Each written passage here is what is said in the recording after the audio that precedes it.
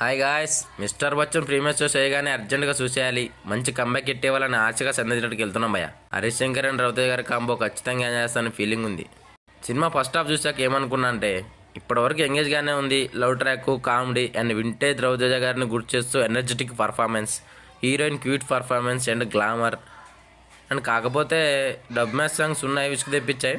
పర్లే, ఎంజాయ్ చేయడానికి బాగానే ఉన్నాయి కదా, బట్ కథ కూడా కావాలి కదా అనుకున్నా. ఓకే, ఇలానే సెకండ్ హాఫ్ కూడా ఉన్నా ఇట్టాక్ వస్తుందిలే అనుకుని లోపలికి వెళ్ళాం.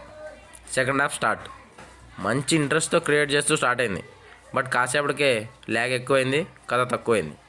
ఎంతసేపు చూస్తున్నా అరే టైం అవుతుంది ఇంకా అయిపోరాట్లేదు అనిపిస్తుంది. అలా స్లోగా నడుస్తుంది. ఈలో ప్రీ క్లైమాక్స్, తర్వాత క్లైమాక్స్ కథం అయిపోయింది. ఏం లేదు, డొల్లా. Climax totally disappointed. Overall cinema మీద నా ఎక్స్పీరియన్స్ ఏంటంటే ఓల్డ్ సాంగ్స్ మీద నడిపించినంత కథ మీద నడిపించలేకపోయారు. 4 సాంగ్స్ ఎక్కువ పెట్టి ఎంటర్టైన్ చేస్తే జనాలకి ఎక్కింది అనుకున్నారు, బట్ ఎక్కలే. చోట్ల మిరపకాయ మీద గుర్తొస్తుంది. సాంగ్స్ బాగున్నాయి, సినిమాకి సాంగ్సే ప్లస్ పాయింట్. రవితేజ గారి యాక్టింగ్, ఎలివేషన్స్, అక్కడక్కడ BGM, love track, heroine cute performance, comedy ఇవన్నీ ఫస్ట్ హాఫ్లోనే వర్కౌట్ అయినాయి.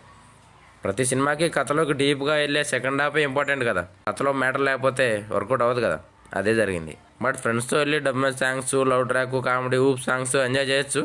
Let's try once. This is only my experience, guys. Anyway, happy Independence Day, my dear Bachchans. Thank you. Jai Hind.